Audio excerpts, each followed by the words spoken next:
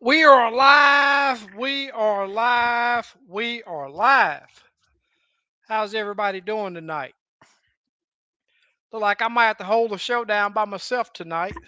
Uh, I hadn't been on the lake any this week due to all of the rain and wind and all of that crap going on with this little depression we got along the coast. Looking like this thing's gonna pass right over the top of Houston. Uh, I'm supposed to be doing a trip in the morning, but the way this thing is turned, we may uh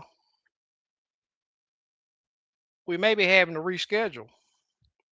Lynn say, I'm awaiting. LT, what's going on, my man? JR, what's going on, Mr. PK? Have you contacted that lady that I sent your way?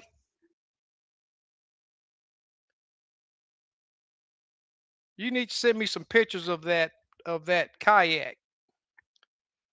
Frank, what's going on, my man? So I'm gonna need some help from y'all. I know that there's been some people out on the lake. Let me know what you guys are seeing out there. Uh, Lake Houston has last week was fishing really well. I know it's a mud hole right now, but Conroe, I did probably 3 trips last week. I think 3 trips last week on Conroe, and let me tell you, it was tough. The morning bite almost didn't exist.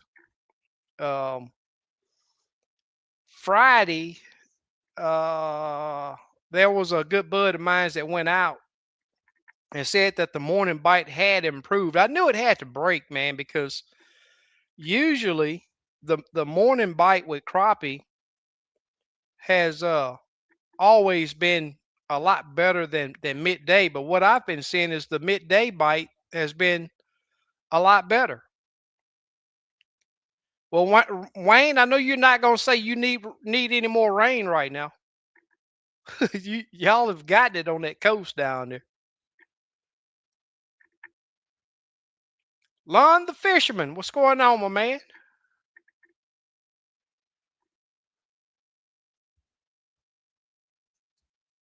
What? Your lips look like clutch cargo. What is that supposed to mean? You said my lips are chapped? Is that what you're saying?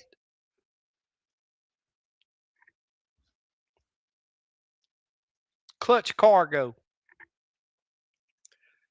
Family first. Always. Doing great. How about yourself? LT said went to Limestone today. It was good. Caught fish all day. Yep. Oh, I'm moving in slow motion. Is that what you're saying? I don't know. It looks good to me on this end. So tell us about it, LT. We got a ways to go, so you can spill the beans on what you're seeing over there. But Limestone is that lake. I wish it was a lot closer because I for sure be doing some guide trips on it. Um, did you guys fish timber? Did you find them open water? Uh, did you find them on brush piles? My first trip to that lake, I did some research and everybody was talking about the power lines, and I was like, I'm gonna get out here, I'm gonna look at them, but I never seen fish on them power lines. I don't know if it was just that time of year when we were there, but it did not. I did not see, you know, what they were talking about on the power lines. Lips don't match the voice. There's Mr. Dwayne. What's going on, my man?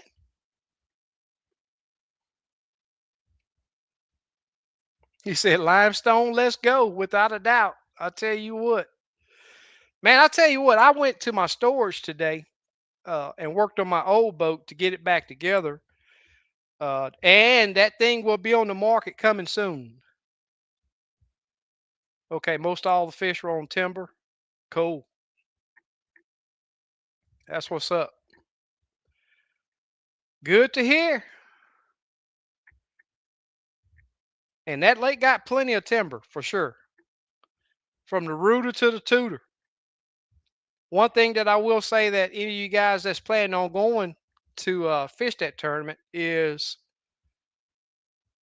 if you get out of the center of that lake, be sure to idle because you run down the middle. There's no timber, and you can run it, for a good ways. But if you get out of the middle of that lake, you for sure want to be idling because there is plenty of timber along the banks. Well, even out from the bank. Uh, some of it, a lot of it, you can see. There are a couple of areas that I got into, and I was like, wow, there's a bunch of timber here, and you couldn't see anything. But hopefully we'll have a good turnout for this lake. We haven't had a really good turnout on one of our tournament trails yet. So hopefully with us constantly searching and looking for these different areas to fish, it'll build others' confidence up in joining us.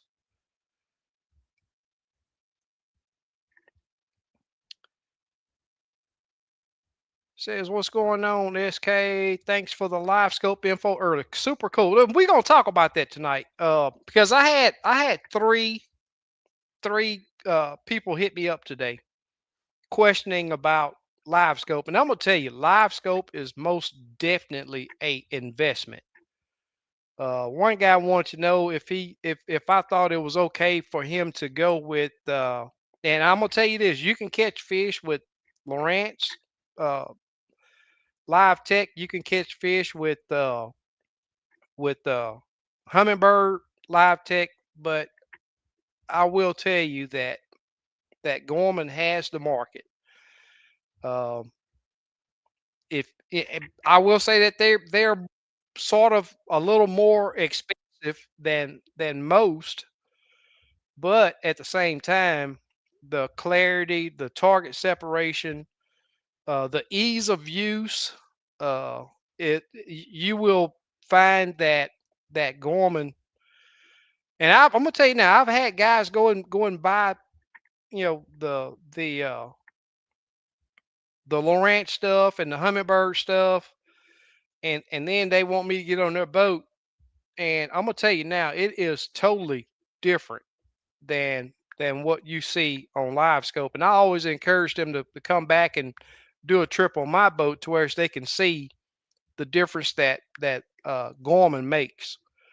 But it's like I say, I won't down none of the other uh, businesses that are putting this stuff out because you can catch fish with all of them. But if you're wanting the best, Gorman is definitely the way to go. Clint, JJ, What's up, fellas? What's going on, y'all? another day in paradise. Heard Another that. rainy day, huh? We got a little rain this morning, but after probably 10 or so, it hadn't rained again yet. It got hot, man. It's muggy out there, dude. I'm talking about bad muggy. Did y'all Yeah. see that check mark that little storm did? I didn't pay much attention to it. It's Unfortunately, like, I'm still on the work week, so oh, okay, okay. You out of town?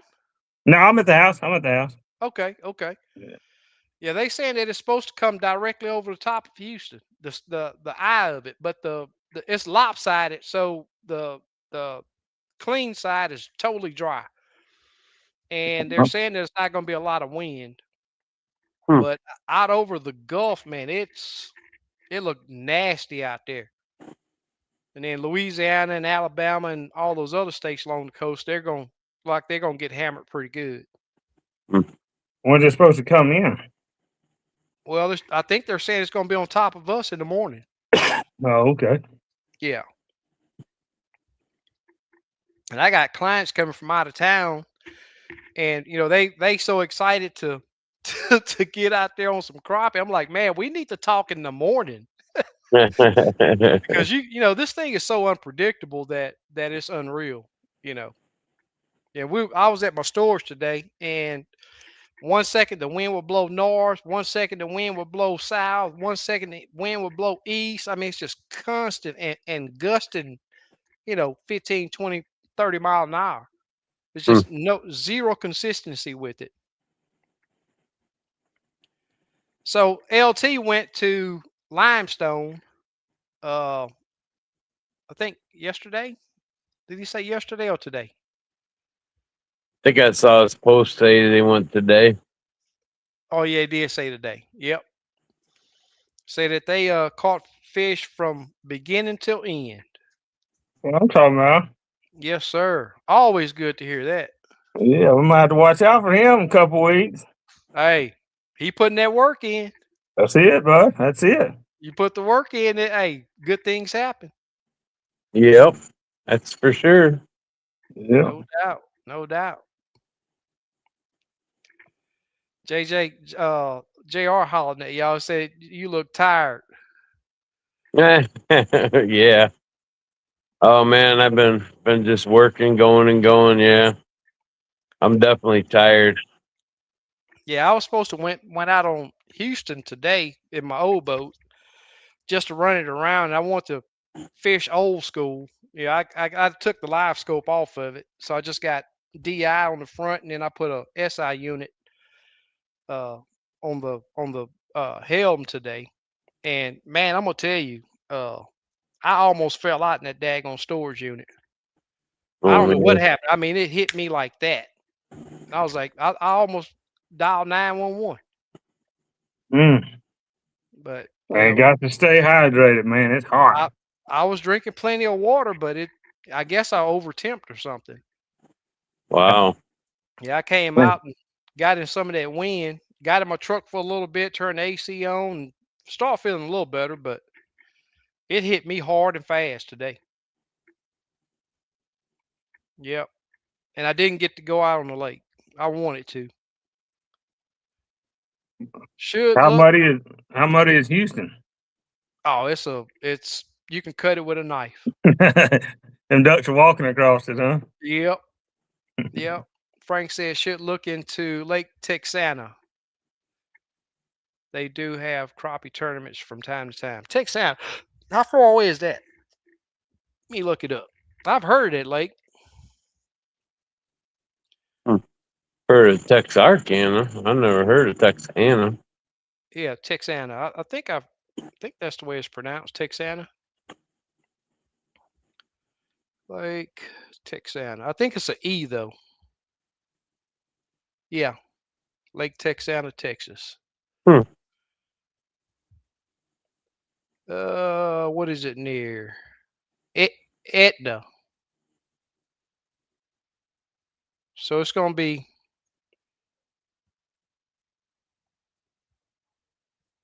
that's west.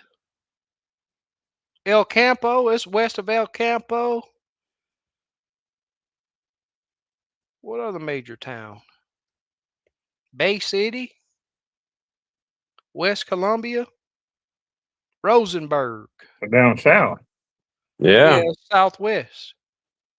Huh. Huh. Why I don't usually look that way. Yeah. Yeah. Yeah. Victoria. It's east of Victoria. Hmm. Yeah. Yeah, Hope I'll they have don't send to. me on a job down there soon. I'll pull the boat. Yeah. Okay, I'm gonna do a screenshot of that. I'll look into that. Frank, do you fish it?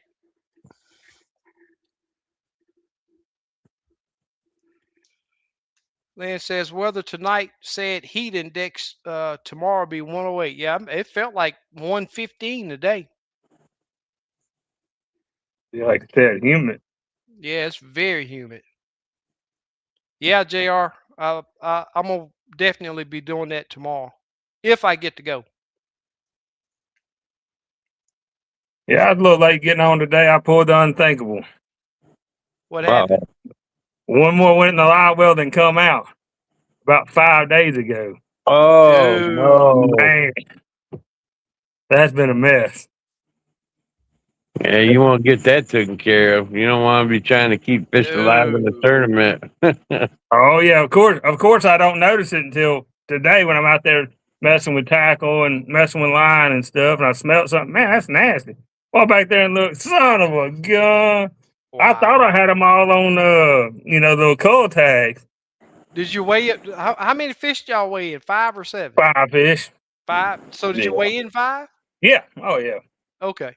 Yeah. I got them Bubba cull tags, and it's got 8 tags on it, and Oh, I ain't okay. figured out how to shut it down to where it's just 5. So I said, well, this heat anyways. I'll just keep 8 of them in the box. That's plenty. They can stay alive, and 4 on each side. That Yeah. box plenty Yeah. big enough. So, well, actually, I kept 9 in there, I guess.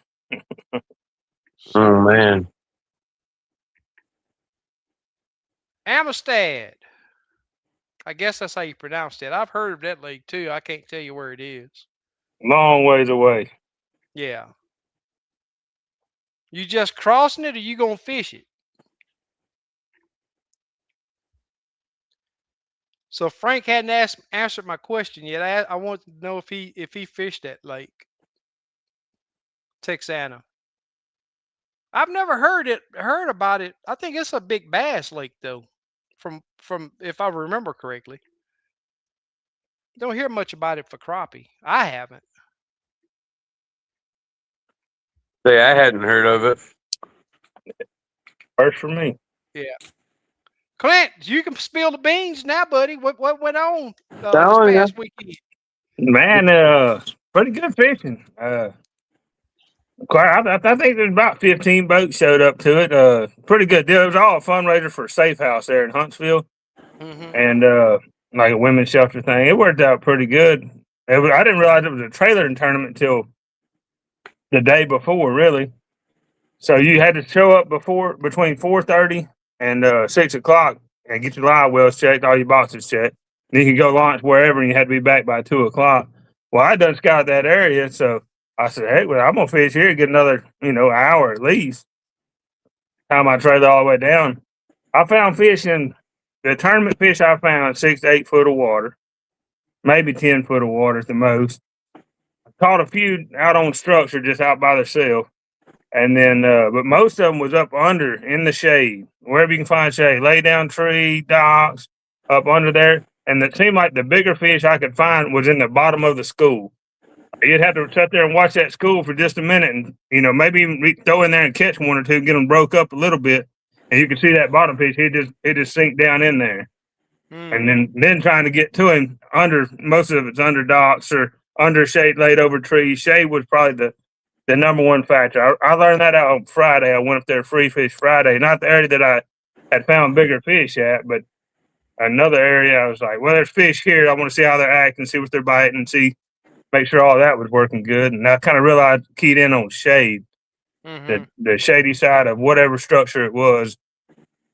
And man, I caught a lot of fish trying to break them out, and it seemed like sometimes out of the school, if you caught the first fish, so you set the hook, if you knew it was little, just keeps canning that school, and that big fish, he'd try to jet out somewhere and get away from him. And then when he jetted out like that, he was caught. That's pretty aggressive. Yeah. You chase him down. What's Yeah. the water clarity look like up there? Oh man, Houston on a good day is about what the clarity Okay. was.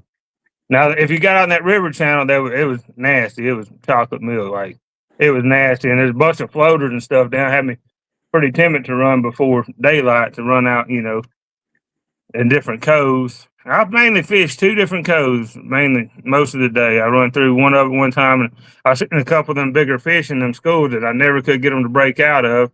And then, I felt like 30, 40 minutes catching fish out of the school, just couldn't get down there to the bigger fish. And if you Yeah. did, you had to have it perfect. So I run through one area and fished it, and left, went to another area, run through it and fished, and I come back and fished the first area. pretty strong because I'd seen some pretty good fishing. Honestly, that was probably the worst day I'd had so far up there. But I knew everybody was. I pulled the JJ method. Everybody was having that time as far as the bigger fish. Our biggest fish we caught was a 140 something. So Yeah. I ended up winning the big fish, but uh, and the day before even just out messing around, stuck at 160. So, Mm. but it is what it. It's always tournament day, right? The fish are Yep. always different. A little more pressure Hmm. on them too. There's quite a few Yep. boats in there. I hadn't seen a boat in that area. I've been up there, I don't know, 4 to 5 trips, over the last month. And I haven't seen a boat one in that area. And sure enough, tournament day, there's 3 boats in the area. Yeah. That's usually the way it goes. Yeah, I caught So, all of them so on what, a what? th- No, go go ahead, ahead. Go ahead. 32nd ounce hand tie and a 64th hand tie, real tiny, gray with a blue tail. That was the main bait, and then some of them was caught off of that. Uh, what's it called? Lone Star Shad. I think it's the color of Bobby Garland flat bait. Still throwing a 30-second jig head. That way you can flip it, shoot it up under them docks. Get a little bit of. It's a big wide body bait. You could get a little bit of skip in there and get a little farther in there. Hmm. It, that was the two main baits there. Cool. Nice. Yeah, definitely some water there and lots of fish. There's lots of fish there. Lots of fish. Yeah, we may have to look into that. Put that on the trail. Yeah, definitely. I think so the marina wasn't open there. I mean, that's where they held it there, right? They had it like out in the front or whatever, but they're supposed to open this weekend, I believe, at that marina. So I'll call them guys up and let them know we're Cool. coming or whatever. See what we can do to put one on if y'all guys are interested. Like I said, it's a river system, lots of ponds off the river. River system, he's got a lot of current. I mean, y'all do what you want to do on that. If you want to fish it, whatever. But Does it always have current, or is that just due to the rain? almost always, I think. Really? Every time I've been there, it has. And I've been there, a couple of days before. Wasn't no rain or nothing. So, Yeah. but it does get hairy to run before daylight because that Friday before last weekend, I went up there and I was going to run up, a couple creeks, Bessie Creek, Harmon Creek, and you had to idle it. So, Mm-hmm. well, I idled it anyway. There was enough trash in the river that I was idling it. So, Best thing to do if it's in uncharted territory. right. That water's Yep. all deep and everything. It just had a bunch of floaters. Yeah. I had a question for you. I forgot what it was. That let you know I was listening to what you were saying. I forgot what I was going to ask you. Yeah. Uh, I'll think of it after a while. What's going on, young man? Just got home. What's You've been up, out of Joey? town, right? Yeah, I've been I've been at a youth camp since Saturday. Cool. So the group of I've been up there with my group of boys. I lead a group of 15, 16-year-old boys Cool. at church, and so it was camp week. So I've been I've been up on Lake Livingston since Saturday. That's where the Okay. camp's at. So been a Did you good. take your boat? No, no. Actually, they have four of their own. That camp's got four ski boats, and Oh, okay. they do the banana boats and tubes and all that stuff. So Uh-huh. uh, it's just a bunch of stacked long days. You know how it is, but it Yeah. was good. I'm just trying to raise one of them. My hat's off to you for 5, 10 of them. Yeah, it was my group is actually week to week I'll have up to 16 in my group, but the ones that were directly with me at the camp, me and my co-leader we had 10 of them. So but good kids, man. They're solid. I've been with them for 2 years now, so we got a good bond, and they're used to me. They know what I expect. Very respectful. Never really have too many issues out of them. So it's always fun. Yeah.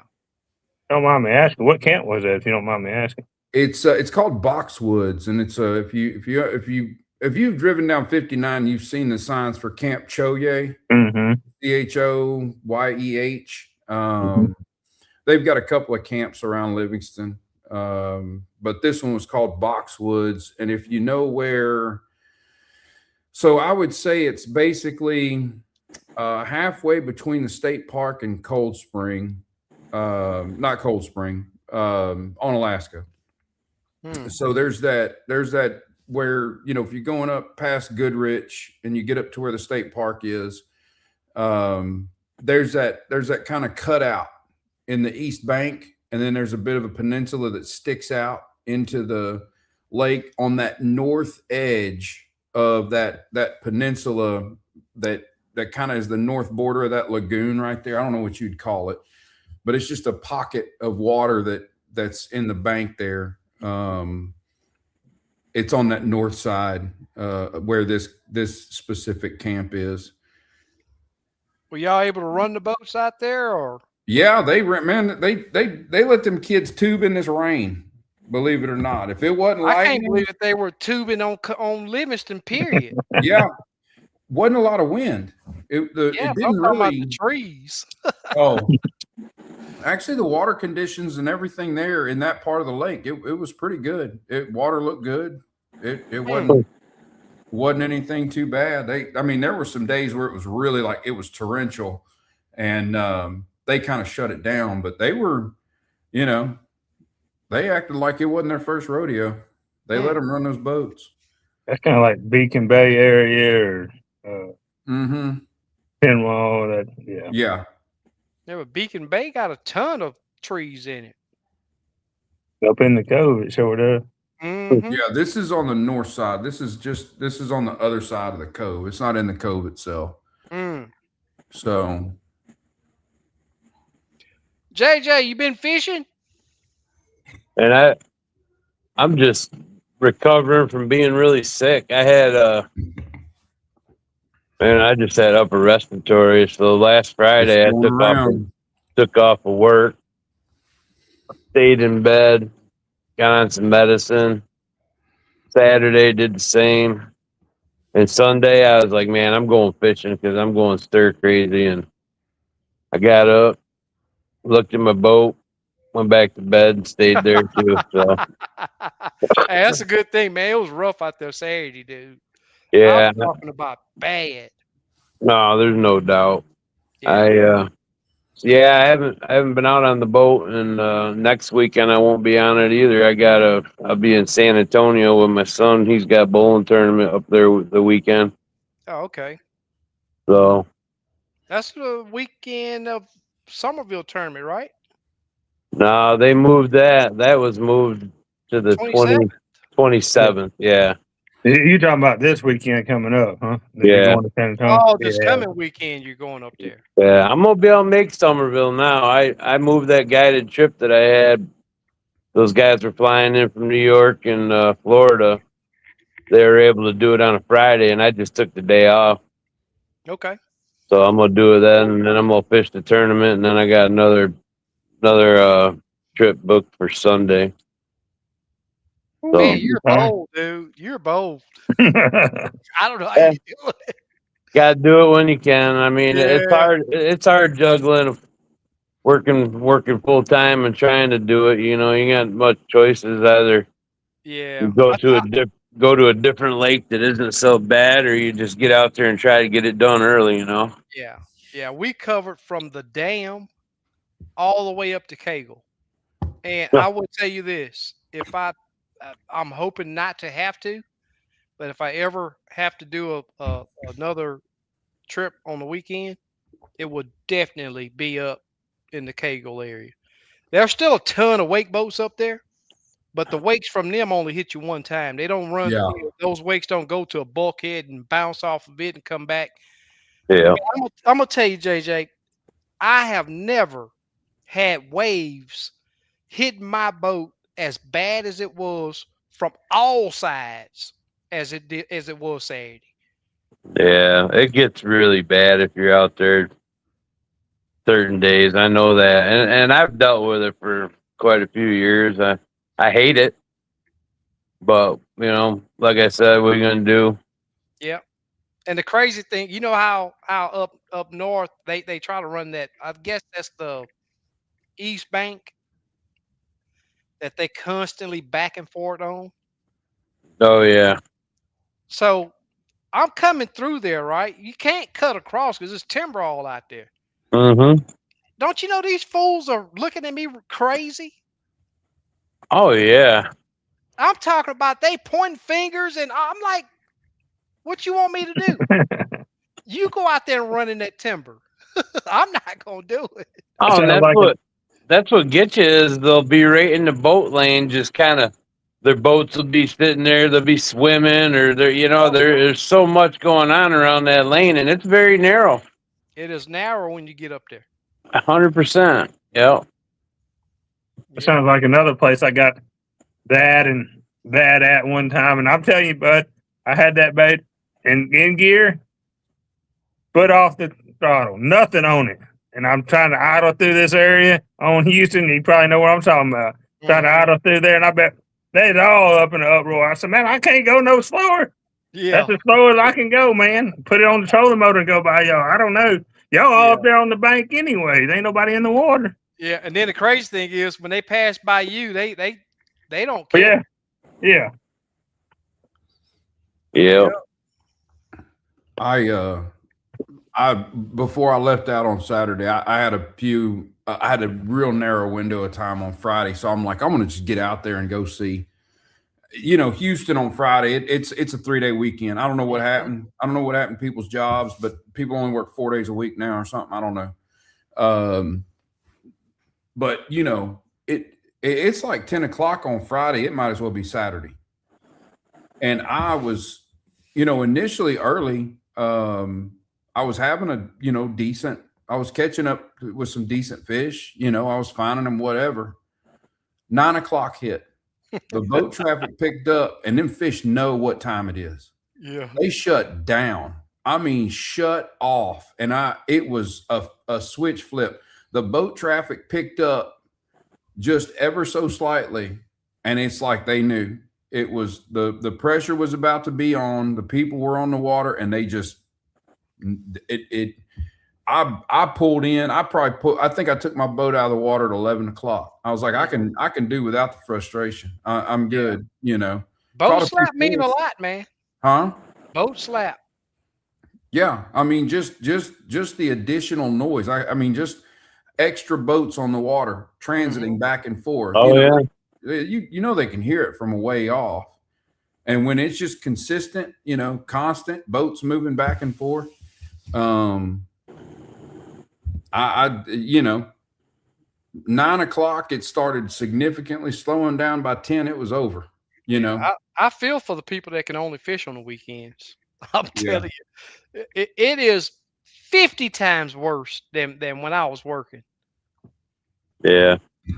Yep. So this guy's asking. Now I will say this. I think it's Chili, maybe Chill, maybe. I hope I'm not butchering your name too bad, but I will say this: if you're planning on ever getting live scope, I'd highly advise getting a unit that's live scope capable. If you can afford a 106, you can buy it with just like a GT56, and then once you're ready to go with live tech, all you have to do is get the GLS 10 and uh, your live scope transducer, save you some money. Yeah. But if you're not planning on ever getting live tech, you can go and buy Lowrance, Humminbird. Their side imaging is all very good. And they have a forward facing sonar capability. They all do it. Hmm. Do they do it to the same level that Gardner does it? I don't believe so. Somebody might argue that. If you've been on here at all, you've heard the opinions of everybody here to how people feel about the forward facing sonar. But you know what? There's guys that use active target. There's guys that use whatever Humminbirds is, and they use it and it's functional. So, Yeah, best you thing to do is go somewhere they got a good display of everything side by side. Just play with it and talk to a bunch of people. yeah. Yeah. Yeah, one of the biggest things that I will say that the reason why I push Gorman as hard as I do is because their cone is definitely a lot wider than what Humminbird or uh, Lawrence is. If you've fished with, even with the Lawrence the second edition, you have to be spot on when you drop that jig in that water with a pole or troma, wherever you got your transducer at, you got to be spot on. And it's like I say, you can catch fish, but it's going to take you a lot of time to to get good enough to get that. If you see the fish, get your jig to the fish. Gorman is a lot more forgiving, uh, although you still have to play with getting that jig in front of that transducer. One thing I'll say that any of the brands, right? I'm a Humminbird fan. Everybody, everybody's a different. What Ford, Chevy, Dodge, right? But Hmm. good installation. Take your time. Put good wire to it. Have whatever. If it's recommended 8 gauge, run 10. Run heavier than whatever's recommended. Run a fuse on it, and proper installation of that transducer is super key. And Hmm. man, I watched the video on it whenever a while back. I just set my transducer just normal height, right? And then I watched the video, and your boat when you're idling is up some, right? So my transducer's not level. So there's the videos out there that show you how to level it out when you're trolling whatever 3, 4, 5 miles an hour, whatever your boat runs. I mean, you want that transducer exactly level whenever you're going, right? Yeah. Gives you the best picture. And wire size is a big deal. No interference. I think installation it makes or breaks a unit. You can have a top of the line unit and install it poorly and get poor picture out of it. Yeah. Yeah. I've always ran my transom transducer cocked up a little bit. Mm-hmm. It definitely improves your pitch. And every single boat that there is, if you're out there, it's gonna sit up in the front. So Hmm. My best return is when I got full gas tanks. It just, that's when my boat sits the best. I'm gonna say just for something to get started, and you take this for what you want, Joey, but you still got your units?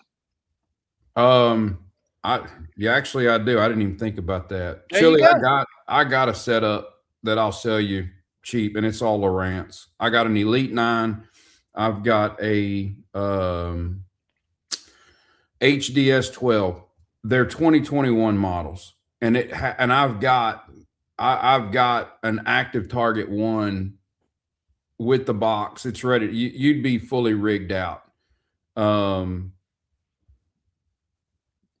we don't have the banner going on. I'll throw my cell phone number if you're interested in it. Um, it would be you'd have a bow unit and a console unit. It's everything. You want to pole dance, baby? We can pole dance because I got that too. There you go. And you don't have to jump in the top of the market if you just want to get started. And like I said, all the brands, you just Ford, Chevy, Dodge, but they all make great products nowadays compared to what it comes from. They're all great products. Don't get me wrong, but I believe installation's a big key in that factor. Yeah. Hmm. Where's he at? He's got another comment, so you don't have to get the transducer to use it. I'll tell you what I've got on my system. If you pass, it's fine. I've had it forever. I've got a Lowrance Elite 9. I've got a Lowrance HDS 12. So it's a 9-inch unit. That's a great console unit. I got a HDS 12 unit that would be used for the bow unit if you wanted to use the active target, which is a forward facing sonar. It's Lowrance's version of Live Scope, but it's their previous generation. I've got the essentially the forward facing sonar transducer with the black box, and I've got two of their side imaging transducers. This would be a transducer for your trolling motor and a transducer for your transom. It's a full rig. It's your full electronics outfit with Lowrance, and you would have forward facing sonar. It's not the latest and greatest version, but you're gonna see fish swimming around, and that's 2 units and all the transducers, plus a pole if you wanted to put the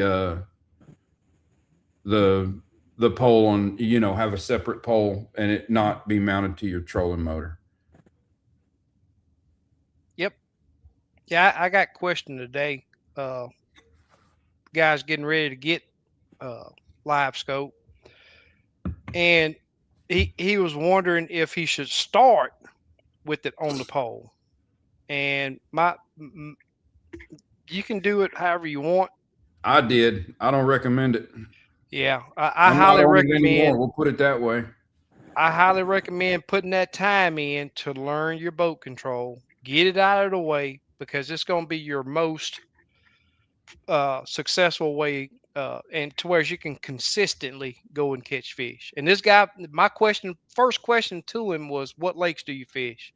When he said Lake Houston, I was like, "Yeah, you want it on your troll motor, most definitely." Now, if you're fishing some of these clear lakes, North Texas lakes or whatever, where these fish are be out in open water in 50, 60, 70 fish schools, yeah, you can sit back and spot lock and cast to them or pitch to them and catch fish.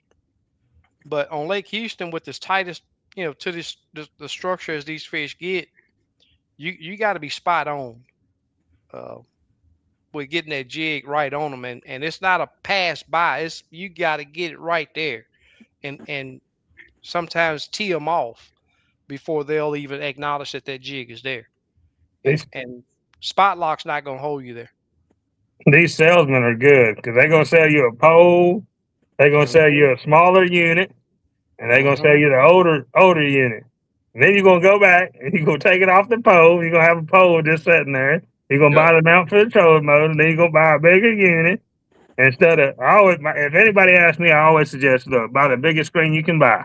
Like, Hmm. start with the biggest screen or fastest processor you can buy. Put it on your trolling motor and just learn that way. It's going to save you tons of money, tons of time. It takes a long time to learn it that way, but like you talking about on Lake Houston, man, that fish on the backside of that stump, well, it don't take you no time to pull the boat forward, look over there, see him. Okay, there he is. Drop on him, and then you're going to the next one. Versus trying to get there and get set up. Okay, now I got to find it back on the pole, line that all back up, and then go to the next one. It just saves you a whole bunch of time. If you even get to see it, because Right. I Mr. Leroy, he's I can't talk him into taking this pole off, right? But just about every week I get a call. He can't find fish, and I, you know, I try to. If you gonna do it with the pole, you better be turning that joker. Yeah. Oh yeah, You, constantly you got to use live scope like you're walking in the woods at night with a with a flashlight. flashlight. That's right. Yep.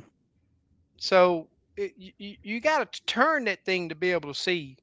And most of the time, these fish are they're gonna be behind something, up under something, land on top of something. And if you just got your that train that your train whatever make you got, if you're just keeping it straight, you're gonna be passing up tons of fish.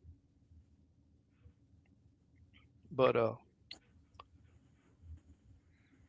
live scope, got its rules and regulations. It's not you buy it, put it on your boat, and the fish just jump in your boat. I mean, you can't just go out there and do anything just because you got live scope and expect to catch fish. It's just not going to happen. The day you buy live scope is not the end of anything. It is the beginning of a process. That's Oh right. yeah. If your local boat ramp's got a yearly pass, I suggest buying it. And using it. Yeah, oh Yep. yeah. I mean, If you're anything like me, man, I get addicted to that thing. I want to go every day and try to figure that thing out. yeah. It is very addictive. Even if you see the fish and can't catch him, just being the challenge of getting the jig to the fish is a lot of fun, whether they bite it or not.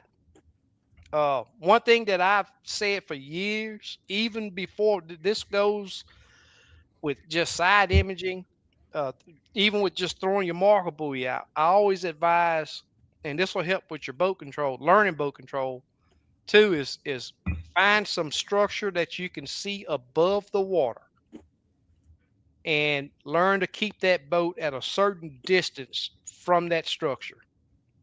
Uh, it's going to help you a lot. Another thing that's very important is knowing what your target range is, and that depends on what length rod you're using. Because you'll need to know that so you'll know how close you need to get to that fish before you can drop that jig on them. Speaking of which, have you busted out an 18-foot I have mafia not. yet? No, I hadn't even put a reel on it. I got two more coming too. I got two right now. I think you wanted one, Terry wanted one, so I got two more coming. So I'll take one of those. I'm gonna put a reel on it. I'm gonna definitely put weights on the back of it though. Oh yeah, that's a must do. Yeah, I JJ. would. I mean, I'm guessing JJ and Clint, you both recommend having an 18-footer on the boat, though, right? No, No, you got y'all don't need them. That's all I needed to know. I appreciate you, boys. I appreciate you. That right Yeah. there. I learned to speak tournament fisherman a long time ago. yeah. Hey, No, are y'all running weights on the butt? I'm not. I'm not. No, and that pole will always be in my boat. It's not that I'm gonna use it every time, Yeah, but when I need it, Yeah, you want to have it. yeah. yeah. That's the way I think I'll do it too. Because if the fish are not spooky, you can get a little closer to them. Why Right. use a Yeah, 100%. It's in what, 3 6-foot sections? mm-hmm.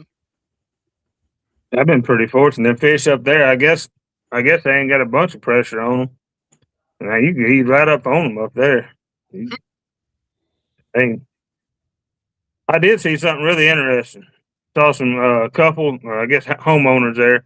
They was out there fishing for them big yard. They caught them one there. I was pretty close by. I watched them fight it in. It's pretty cool. They just catch them on cut bait. Yeah. Let them. Anything dealing with the Trinity River, man. That Joker got some. Might as well call them alligators. They Yeah, that is the biggest gar producing river in the world. Mm-hmm. It is known as the biggest gar production in the world. Not just in the country, but globally. Yeah. Oh, there's millions. yeah. Yep. That first time we were up there, and I seen that big one on live scope, I was like, "Whoa! Look at that big old thing!" I mean, if we get up there, and I gotta have my phone handy, so when I see another one, I can take a picture of it. It's crazy how much of that screen them jokers go across. Yeah. Yeah, they get very big. Yep. There's a man, I tell you.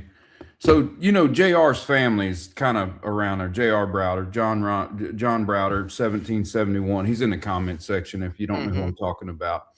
That he's got the last name Browder. The 30 man, what is that marina? He's gonna chime in here any minute. It's like Browders. 3678, but that Browder's marina. Yeah, Yeah. it's tied to his family. They got a mounted one in there. And that sucker, I mean, I've been looking at that stupid fish since I was a kid because, that's where we would always put in. But man, that gar, it's long as a whale rope. That thing is huge. Wow. Look up, go on and do a search. Just look up Browder's Marina, look up images. There's somebody took a picture of it. I guarantee you can see it online, the size of it. But I recommend if you're ever in the Goodrich area and you shoot up to the dam area and you see Browder's Marina, just walk in the store. And I mean, as soon as you walk in the door, it's staring you in the face, that big old gar mounted on the wall. Mm-hmm. That's cool. SK, you been to Somerville lately? Man, you know what? I'm so surprised. I don't even have a trip to Somerville on the books. I'll be darned. I looked at that weather earlier in the week. I guess it was Sunday I was looking out. And looked like Wednesday and Thursday would be good up there. Yeah. Yep. Yep. One of well, actually, two of the guys I got tomorrow coming from Somerville. Oh, okay. I'm like, man, let's do Somerville. Yeah. We'd be farther away from this crazy storm that's going on, but they want to get away from home, so they You going coming to down here.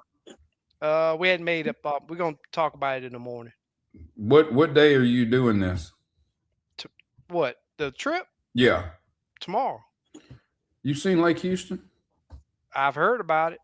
I Yeah. talked to a guy that drove over today. Said, but Yeah, the I drove thing over it is, today. I'm that on that eliminates a lot of water.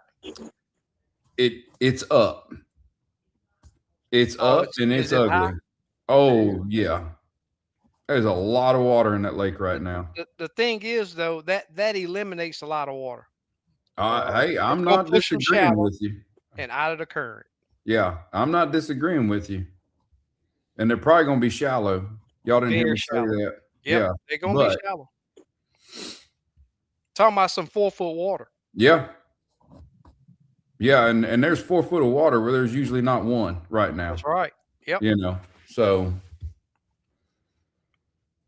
Yeah. No, I'm not scared of Lake Houston if it's muddy.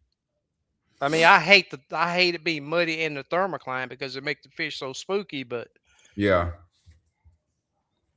it puts them in certain locations, and they stack up in there. 'Cause Yeah, that they're not gonna thermocline deal with that. was ugly on Friday. Yeah, yeah, yeah. Ugly on Friday. I did that live, and I had a couple of guys call me, man, what happened to your unit? I was No. like, man, I said it 2 or 3 times that when that unit's haven't reached that thermocline, man, it makes it work very hard, and it's Tell not pretty. them bring your boat, come on down, try your luck. That's right. Come show me how to adjust my unit. There you go. Yep. One thing Yeah, I you will you get rid of thermocline, you get rid of the fish. I promise you that. yep, Yeah. is The trick is making them glow through it. That's what you gotta. That's what you gotta learn to do. yeah, you gotta not turn that unit up. You gotta go the opposite. Mm-hmm. Tell you what, that water I was fishing the other day, the 88 degrees, 89 degrees surface What? temperature. Yes, sir. In Didn't have Livingston, thermocline. Nope. Wasn't deep enough, I don't guess. 9 foot of water, the whole pocket. 9 foot of water. Deepest you can get. I don't know, Clint. I think that's why that shade was such a key factor in it. Man, Clint has got me half tempted to run up to Huntsville. Yeah, we're gonna have to put some time in up there for sure. If I No, can y'all ever, good? Y'all good? We just got oh, right. you better. Hey, even if we do schedule, I'm gonna go pre-fish. No, I know. I'm gonna go pre. I gotta go look around. Oh yeah. Yep. Yeah, I actually got the cabin booked for Limestone on the 18th, the 17th Yeah. that night. I'm planning It on ought going to up be that about. Friday and look around. Yeah, they ought to be about full. I think they only had like 3 cabins when I talked to them. Dang, as bad as I want to make that one, as bad as I do, I can't say that with where I'm going to be, I'm going to be too upset. Because I'm going to be waking up and it's going to be 55 degrees. Ooh. And it's going to be 75 in the. Yeah, I got a question for you. Yeah. That weather sounds great. Are you gonna have a fishing pole in your hand? No, I'm gonna be sitting out next. I'm gonna be sitting out next to a cabin watching a mule deer walk around. Oh, okay. Yeah, you got to go fly fish some of them trout. Yeah, I had a friend of mine tell me he went up. I think it's Wyoming, and I think it's called the Ghost River. But he said he went up there and he wasn't even. They were just going on a family vacation, and they saw. He didn't have nothing to do one day, and there was a guided fly fishing, like quick instruction, and then it's just a trip, like it's just a fishing trip. And he said that was the best day of fishing he's ever had. I'll be dang. It's just bad as that live scope. It's addicting. Well, I mean, it's your surroundings, and I've got where I'm going. I've got a picture of my daughter standing in a meadow with a mountain behind her. And you'd swear that photo was fake. You'd swear somebody put her photograph over a painting with just it just doesn't it. I mean, it just the Lord was tripping the day He made that place. That's all I can tell you. You know. Murdoch, luckily, most of the heavy stuff is out over open water in the Gulf. Yeah, it's spotty. Yeah. What's hitting land is mostly Louisiana and Alabama currently.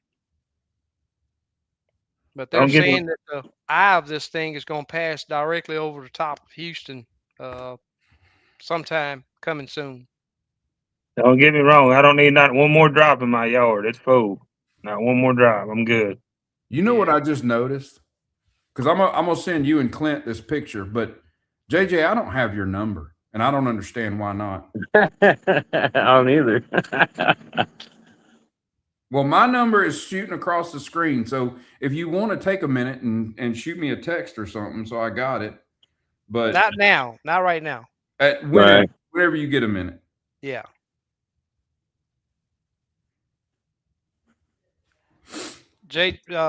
Joey's number's coming up.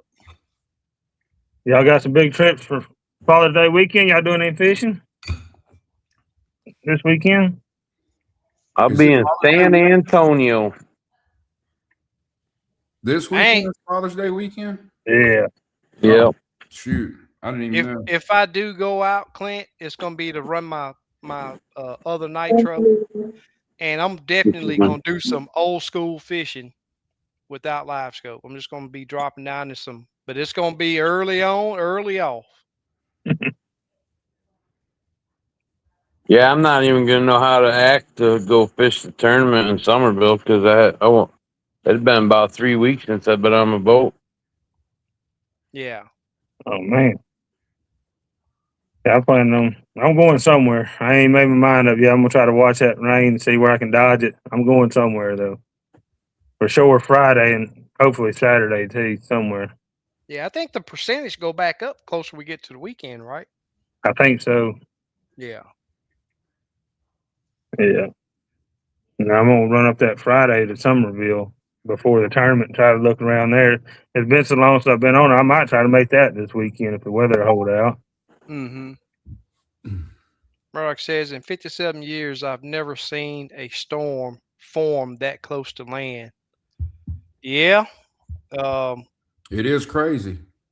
When I seen it turning, I was like, man, if that thing hit water, I was telling my wife. My wife was out of town this weekend. I was like, look, I don't know how fast this thing's gonna move, but the way it's turning, if it hit water, we're gonna have a hurricane. Yeah. But luckily, it's hung close to the coast and hadn't picked up. Yeah, we lucked out on this one. Strictly luck. I tell you honestly, the last few years we've kind of lucked out, and Mm-hmm. Louisiana hasn't lucked out so much. No. Sounds like that's like the course that these storms keep wanting to take. They're sparing us a little bit, but they're hurting up on Louisiana.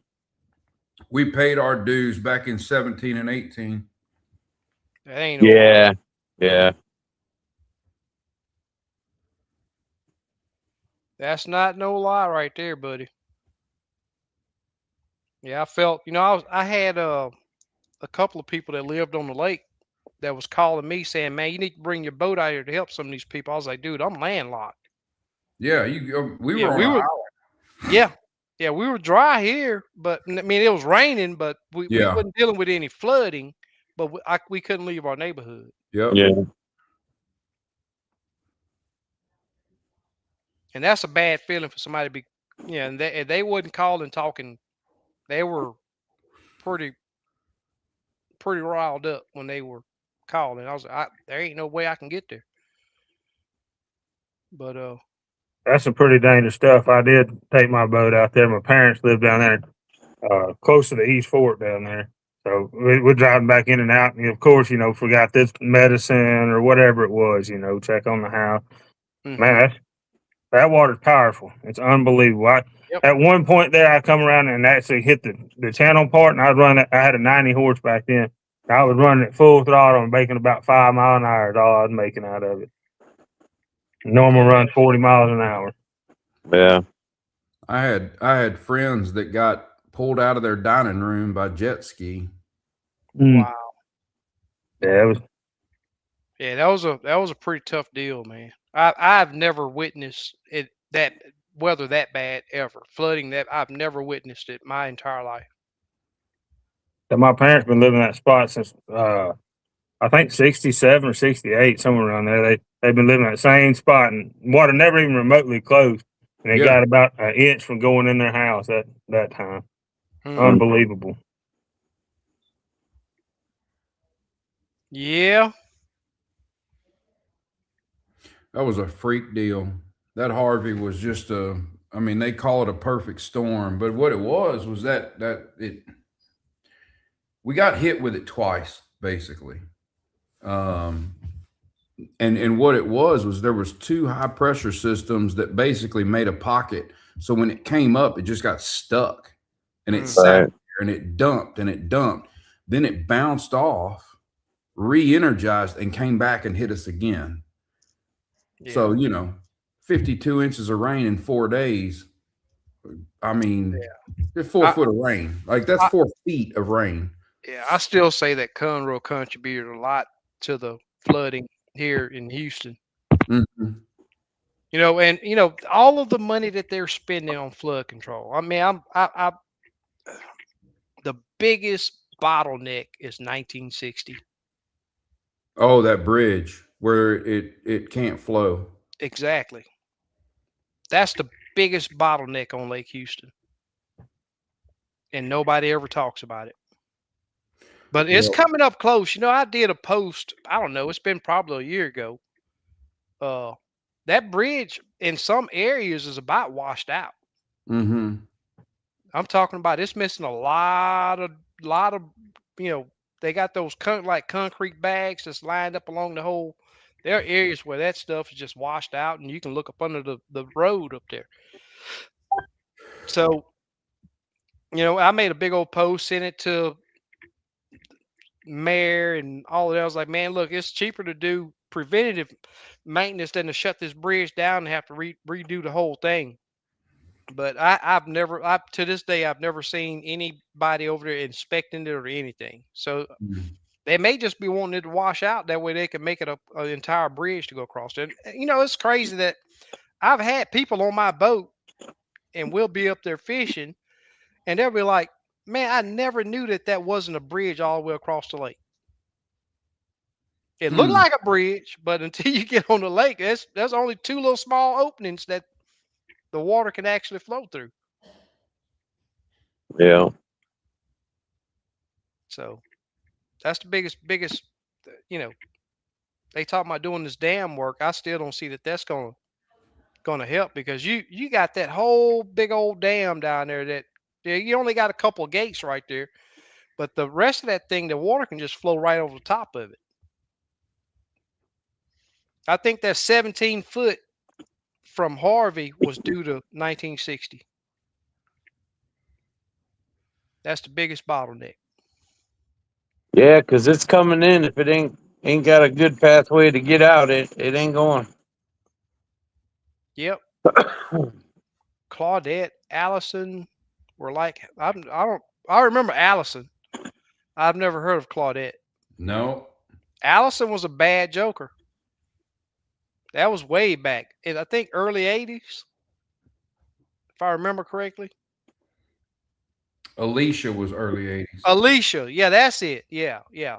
Not Allison, Mhm. it's Alicia. Allison, I think, was I might be thinking of something different. I've heard that name, but Claudette never. Yeah, I've never heard of Claudette. It's either Alicia or Allison. It's one of them two I can remember, but I know it was really bad. Alicia was 82. Yeah. Yep. Had a I'm pretty ready to good go flood in fishing. 94 also. I don't know. I don't remember what it was, but I remember 94. They Pretty good just one. called that a 100-year flood. No, that's what it was. Mm-hmm. Hmm. Yeah, I'm ready to go fishing too. I'm jonesing, man. You Jonesing. know, I got so used to being on the lake every other day, that I go 2 or 3 days, I feel lost. I feel like, well, why am I still here? Yeah, my wife sent me a bit of a sympathy post from Facebook the other day, and she goes, "I know you're not doing good with that 3 hours you got in the last 2 weeks." And it's good to be married to a woman who understands you. Absolutely. She's not afflicted with it, but she gets that I am, so that's all that counts. Yeah. Yeah. Yeah. Carla was another strong storm. I don't remember what year, but I can remember that name. People talking about it. Yeah. Yeah, I'm if I do get out on Conroe, man, I'm really, really, really, really, really hoping that I see a big improvement on the early morning bike. It's sad to be out on the lake and it's 10 o'clock and you got 8 fish in the box. That's how bad it was. I saw that report. Yeah, and I Yeah. mean 7:30, 8 o'clock, jet skis, wake boats, everybody was up and on the lake early. Mm. And it just made it extremely tough, Mm-hmm. Yeah. especially when you go ahead, JJ. I was just gonna say, last time I was out there, it was a slow bite in the morning, and then it picked up. Mm-hmm. So it makes for a tough day, especially like you say, when later on in the day they just beating that lake up, running all over it. Yeah. Yeah, it makes it tough. Makes it tough, especially when you me it. We can go and catch fish in just about all them conditions, but when you got new people, man, and them waves throwing your boat around, and you can't see the fish, you can't see the jig, and it's just Yeah, the one thing that I pushed on when conditions like that is a lot of the clients will just they either stop reeling or they'll drop the jig back down. I can't see the jig. They think dropping it down, they can see it. And that is the absolute opposite of what you want to do. hmm Uh, if you are casting and reeling, if you got that bait approximately at the depth, you definitely want to just keep a nice slow reel so that it don't fall down in the structure. And likewise, if you're vertical jigging, you do not want to drop the jig down. The farther in the structure you go, the less you're gonna see that jig. Yep. Keep coming up with it if you can't see it. And worst case scenario, it comes out of the water. You can reline it back up on the trolling motor and drop it down. Mm-hmm. But I do understand what it's like riding in that passenger seat trying to find that beam also. It's a lot different. It I is got some different. sympathy. I understand. Yeah. Because I mean, I guess you can feel the way the boat's drifting, but you can't feel the way that you're counteracting. Whoever's driving the boat's counteracting that trolling motor to fight the wind. Mm-hmm. It seems to help if you're in control, but Yeah. Oh yeah. Most of the time, if I got to do a hard turn away to correct the boat position, I'll definitely say, hey, hold what you got. Hold what you got. Don't lower Yeah. it. Don't move it side to side. Just hold what you got. I'm gonna turn that troll motor right back to where you're at. And that's part of the downfall of having it on the troll motors. You do not you don't always see your jig if it's on a pole. No. But you will to control that boat, you will have to turn away from the fish and the troll motor. Boy, it And sure is validating though when you gotta make that unit turn black to control your boat, but you drop that jig and just it tries to take the pole out of your arm. mm-hmm. That's fun. been a while since I had a pretty aggressive bite. I don't know what Well, y'all you got gotta, this you in. gotta go after something bigger than 9 inches. That's Easy. that is very true. Yeah. Yo, y'all see my big one the other day? Man, what's up, about? Yeah, I seen that. I was like, yeah. Well, I tell you what, Somerville right now, you almost got to go with a heavier head to drop it by the small fish fast. Oh, hey. I mean, they are stacked on them piles. Hmm. And if you lower that jig down slow, man, you get ready to set the hook. They gonna hit it. Yeah, I can't hardly stand it. When I see that little one, I'll be trying to shake him off, whatever. But when I see that little one with it and that weight going, he just swimming with it, I can't hardly stand it. I'm going to have to catch him. Yeah. I just can't do it. What makes it tough though is you get that you do get your jig through them, and you got to raise away from that big one for them to hit it, and you Right get into up them little ones again. right in, and they just bam nail Yeah. it. Yeah. Yep. All part of the challenge. Mm-hmm. Yes, sir. Well, I got the old boat back together. Uh, my buddy LBG had one of those hummingbird SI hummingbird transducers just laying around over there. So I went and picked it up and got the Helix 9 all installed, got all the wires, got everything put back together. And I just can't wait to get that thing out and do some old school fishing. That's a lot of fun, man, when you don't know when that fish is gonna hit. Yeah. And also you don't have to use a split shot, so you can actually work that jig into the structure Mm-hmm. a lot easier. Yeah. Yeah, I got somebody coming Friday to buy this set of power poles that I got here. Just been hanging around. 8 foot. Yeah, 8-foot blades. They're practically brand new. I bought them and used them for just a couple months before I bought my new boat. Hmm. So when I sold my old boat, I took them off because I was like, "Yeah, you ain't getting them for that price." Yeah, yeah. Yeah, that's the way it's gonna be with this boat. I mean, if they want to pay what I'm asking, they get the troll motor, both units. But if they need a break, you gotta get your own troll motor, gotta get your own units. Yeah. That stuff not free. No. No. And Yeah, they're all looking for a break. I can tell you yeah. that. I Oh, had man. I had one guy that was hitting me up because I still had all my stuff. I just took a few pictures. Said that live scope's not gonna be on it. The force is not gonna be on it. And the guy hit me up and was asking, was I gonna leave live scope on it and the brakes? And I was like, dude, not for that price. The live scope costs that. Mm. Yeah, exactly. You want to just give it to me? Hey, Yeah. No, I mean it's an investment to get that far facing sonar. It is definitely an investment. Oh yeah. Every one of us on here has spent a lot of money and time Yep.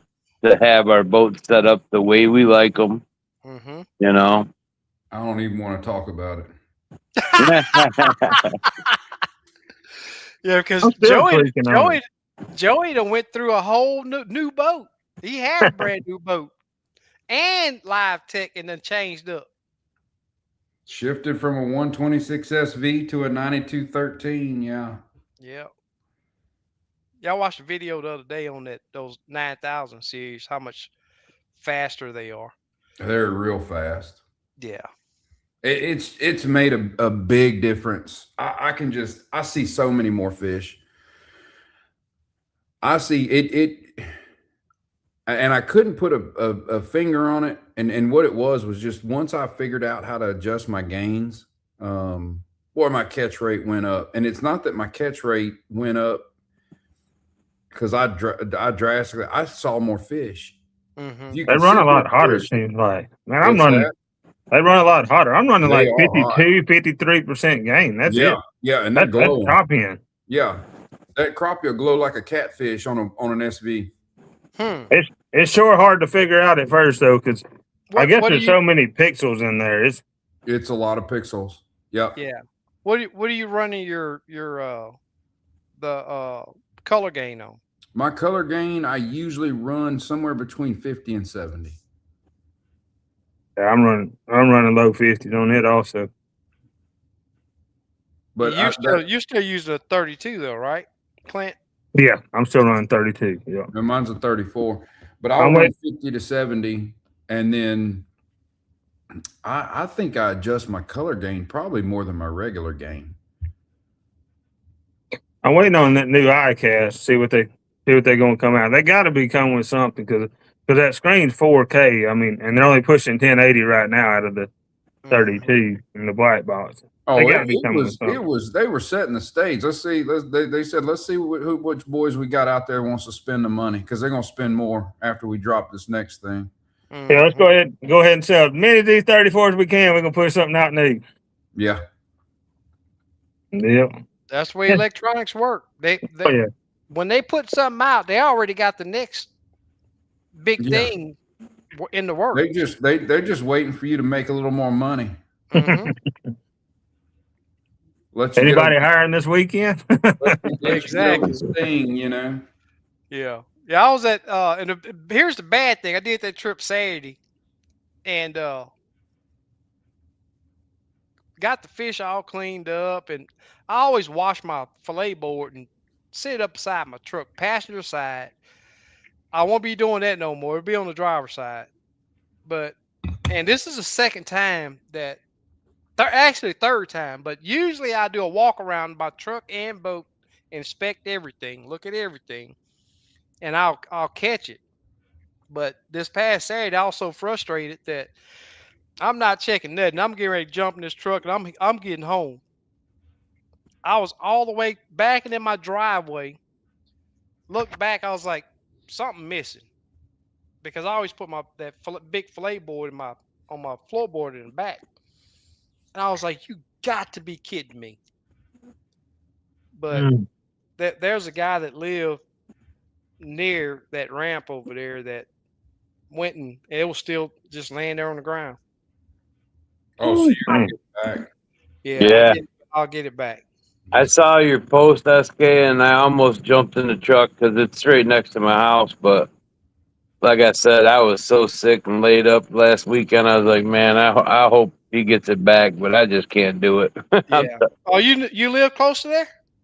Oh yeah, I live right in Lake Conroe Hills, right next to that place. Oh, okay, okay. Yeah, Yeah, I'm waiting for him to get our boat ramp done, so I ain't got to pay to go launch. yeah. I talked to somebody else. I think I was talking to the guy that found my board, and he was telling me that they was doing some work on that private ramp over there. Yeah, yeah. I just got me one of them big cutting boards today. My Yeah, wife and kids got it for me. I did not expect to get it back. I went ahead and put one in a car. I need to go close it. Well, it'll delete it anyway. Probably already have, but I was gonna have to buy one. What do they cost? About $70? Yeah, Yeah, that's what I thought. I was looking at them. I got one of them little fold-up tables. They work pretty good too. Little yeah, plastic ones. Yeah, just over this past summer, I built a big old fancy fish cleaning table and ice machine and all that. And I got a battery operated fillet knife. Heck, I hardly ever clean them at the house. Now I clean them there at the lake and be yep. done with it. No one bring Don't that have mess to home. don't have to Yeah, deal with the guts. Yep. that's I what I agree. need to get is an ice maker. I say that every summer, and then I never get one. They save. It's not about saving on the money, but it's that stop by that store. Yeah, Once Yeah, I'm on the road, man, I hate stopping. I got one that'll make. If I need a good amount of ice, I can. It'll hold about 20 pounds, so I could dump it in my Yeti the night before, and it'll Hmm. hold a pretty good amount. Let it make overnight, and then dump it again. The next morning, and I don't have to stop. It's not a big one. It's kind of a under the cabinet unit. And yeah. it's amazing how much longer that ice lasts than that store bought ice. Mm-hmm. Mine makes like crushed ice, and I was pretty worried about it. I didn't know I got it out of an office building. You know the deal. Anyway, took it home, cleaned it all up, whatever, and it started making ice. I'm like, man, it ain't making no cube, man. It's just making crushed ice, and I was pretty disappointed at first, but it packs really good. I mean, Yeah. it surprised you how good it lasts. Hmm. Now, I was worried about because it's real small about it melting real quick. But man, I put a cooler. Matter of fact, at Tyler there, I filled up a cooler with ice. When I got home, there's still ice in that cooler. Yeah. Lon, we was just talking about that. When how long ago was the most recent weather change? The longer the weather consistency, the shorter the rod. Yeah. Or the clearer the water. Yeah. I Or reckon. thermocline. Yeah. It's not so much your unit, it's how spooky the fish are. Mm-hmm. I recommend getting with these guys, man. There's a lot better quality than what you can find at Academy or even Bass Pro Shop. Sometimes there's a Yeah. lot better quality rods out there. Yep. It makes a big difference, when, especially if you're fishing, long hours. That lighter rod is a. It don't sound like much. It's a couple ounces, but by the end of the day, it's a bunch. Yeah, even the backbone custom rods have. His, Yeah. Getting them in the boat makes a his big difference. next comment shows what he's got 6, 8, and 10. Lon, if for me, I'm throwing 13s, a 15, and I'm about to throw an 18 on the boat. But Yeah. it's got more to do with the how skittish the fish are more than the unit I'm running. Yeah. I got a 10 on the boat, and that's the lowest I'll go. I mean, I got a dock shooter grade, 5.5 Yeah. footer, but 10's as low as I'll go. And I mean, that rod, most time if it goes in the water, it's got a minnow on a pile. Mm. Yeah. My 12's usually my favorite rod, and 7 foot for casting or dock shooting, and then of course my 18 footer. Those are really I'll probably have 2 to 3 12 footers on there rigged up differently, Yeah. and then I'll have my 18 footer on there, and then a dock shooter. I don't go any lower than a 12 anymore unless I'm casting. Yep. I use a 6 footer now for casting. And like JJ, the 12 is my next rod. Then I got the 13 and a 15. And coming soon is going to be a 18. Yeah, I'm pretty far. I got a 14 footer, and I'm pretty far. That's the rod I'm gonna grab first. I can assure you that. Okay. Well, they all got their time and place. Yep. You're gonna have your favorite rod that you're gonna be able to use some days, and then you're gonna go to that next best rod because it's what you need to be successful that day. That's the way I see it. Mm-hmm. But I for do like having a 15 at the ready yeah, for two different reasons. One, if they are a little more spooky, that's one. Number two is if they are in shallow water and there is a treetop that's sticking out, and I just can't. I got to reach over and get in there to them because they're buried deep, into some kind of structure, and I can't, you know, without hitting the actual wood because it's so shallow. I got to reach out and get down into something. JJ, are you a distributor with the company you're with right now? oh yeah, yeah. I'm stocked up here. I have them in a few. Well, I did have them in a couple stores, but I gotta go visit some people. But yeah, I got 8 shoot 7s, 8, 10s, 12s, 14s. I have them all here. Matter of fact, if I wasn't going to San Antonio with my son, and Blaine, the owner of Salters, he messaged me. Said, man, sorry about the short notice, but we're doing a show up by Dallas this weekend. He's like, man, I'd really like to have you working it with me. I was like, man, I would, but I already gonna be out of town. Cool. Yeah, it's amazing how many. But the with me being in this crappie world as long as I've been, I'm not gonna say something's good because I got some free stuff. And I'm not saying this that has anything to do with you and Salters, but I see a lot of people that will say stuff is good because they're getting it for free. Right. I think the people has learned that when I'm talking that I had to make another order already on these rods that I'm dealing with, and they really caught me by surprise because I did not think that, especially like that 15. It's amazing how light that rod is, Mm-hmm. and when I first talking to the guy, I was like, "Man, can you really set the hook and swing fish in with this thing?" He was like, "Just try it out." And I've swung in 2.5 is the biggest I've swung in so far, 2.5 pounder, but several 2 pounders. And if anybody knows how I set the hook, man, it's crazy. So Lon, if you want some custom rods, you can either get with JJ or you can get with myself. JJ is with Salters, and I'm with Mafia, and we're both distributors. So 100%. Yeah, I have them in stock here right at my house, and I mean, I use them for a reason. It's the same reason. I mean, to me, they're light, they're strong, they got a backbone. You can flip. I've tried for the past few years to. I've lit. I've flipped big bass, and I try to. Honestly, I've tried to break my 12 footers and whatever one I catch something big on. I'm typically gonna flip it in the boat and see what happens, and I've been unsuccessful yeah, breaking one. they're they're a pretty tough rod. yep, I have caught a 5.5 pound black bass on that 18 footer too. cool. Yeah, they're I can speak for that one. I don't.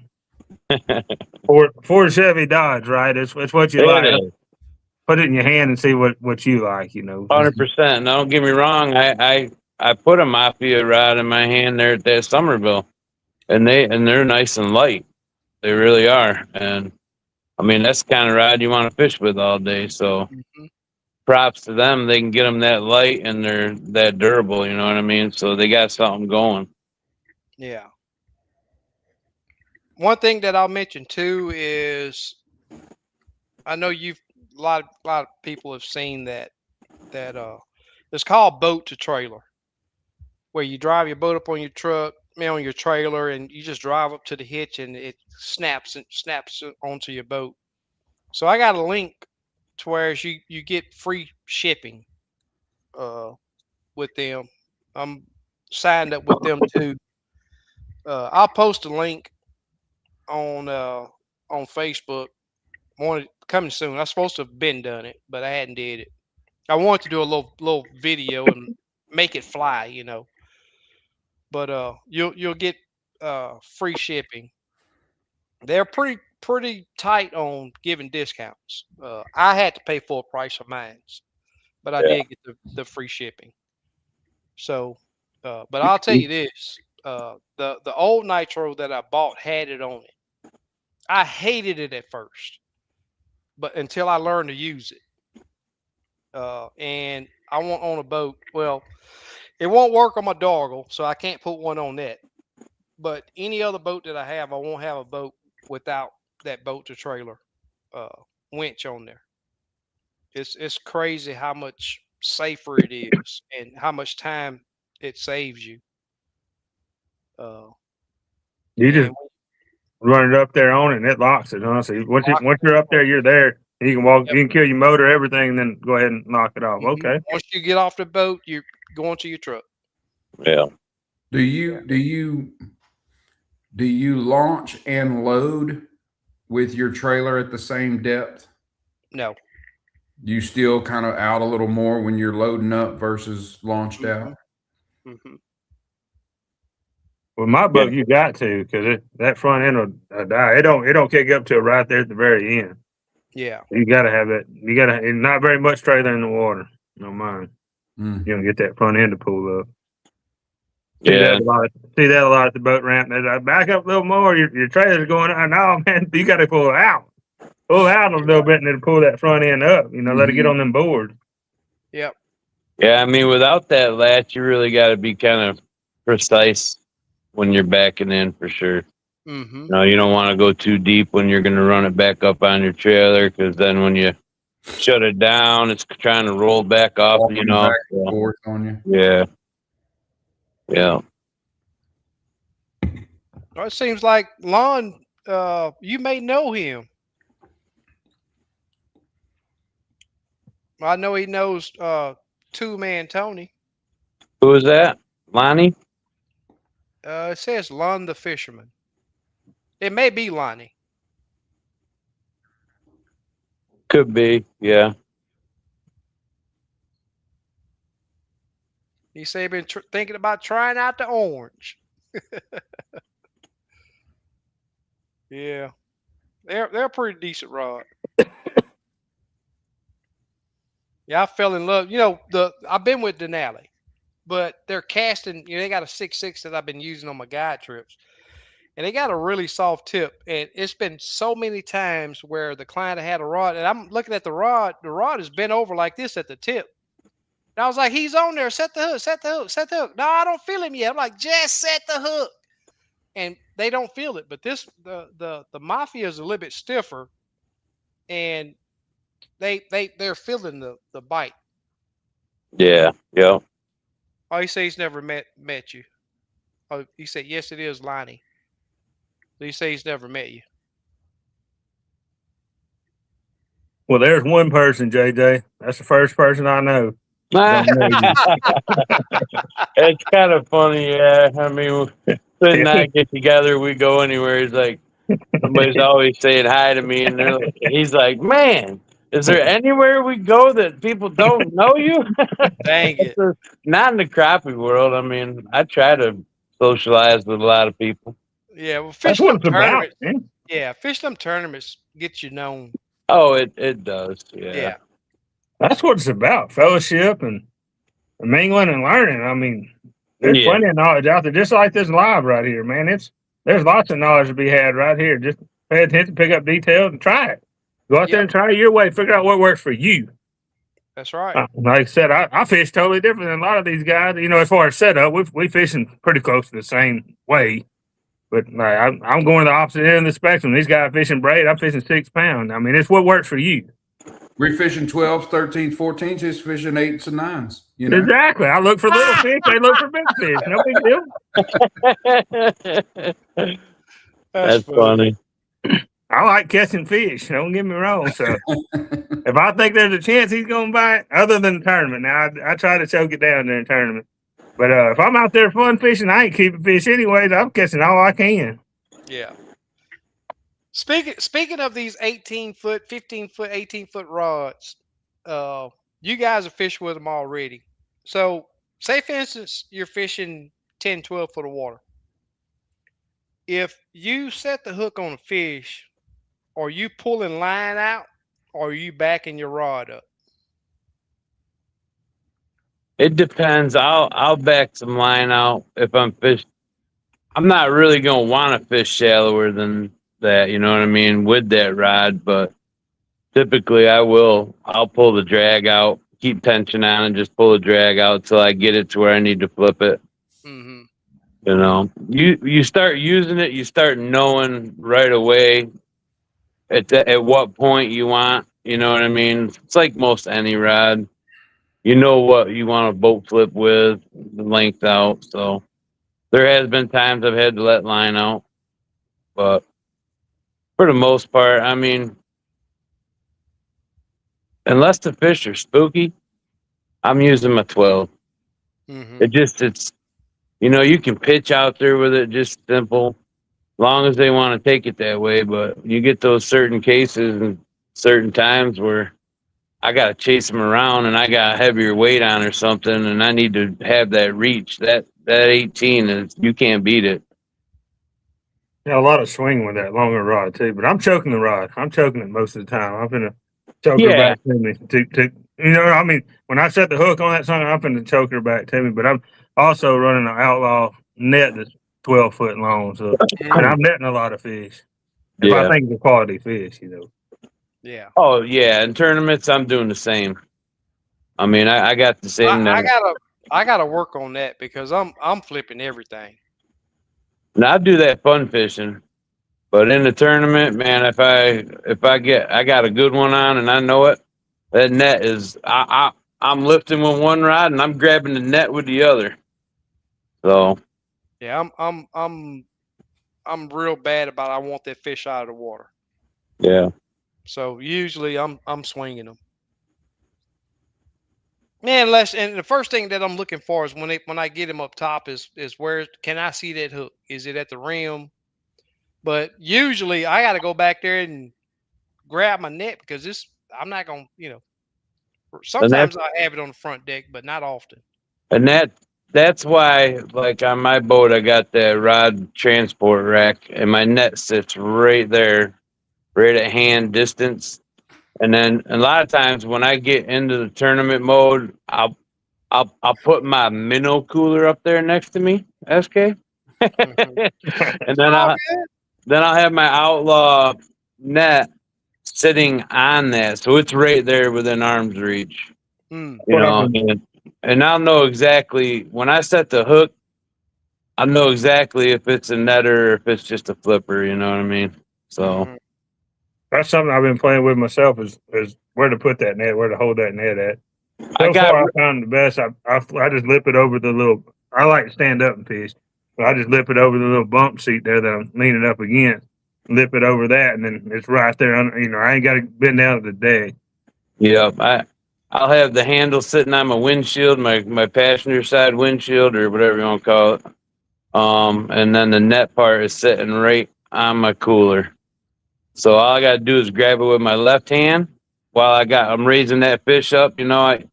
It takes some time practice, right? Because depending on what rod you're using as well, you're gonna fight the fish a little bit. If you're fishing deeper, hmm you gotta wait till you know that when you raise that rod, you're dragging that fish right into that net. So there is some getting used to it.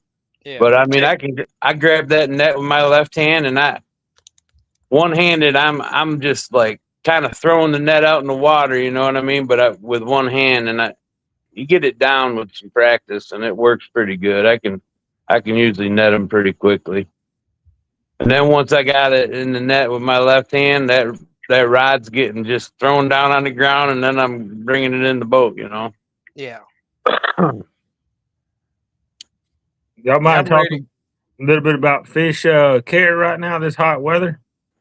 I know in that tournament there, I met a bunch of new faces and a bunch of older faces that I'd met before, and they were talking about we had to come in way early because our fish is going to die or something. What's been working for me is I keep a bottle of ice water and freeze it, whatever, and I've been putting a towel over my live well, and I Yep. wet it in the water and lay it over the top of my live well and try to because all my boats aluminum, so trying to keep that heat from radiating down in there. Yep. I've been pretty fortunate the last, I don't know, 3 or 4 weeks. I've been practicing it. The other day on Friday when I was pre-fishing up there, I think I kept 12 or 14, 15, somewhere around there. I kept them all alive.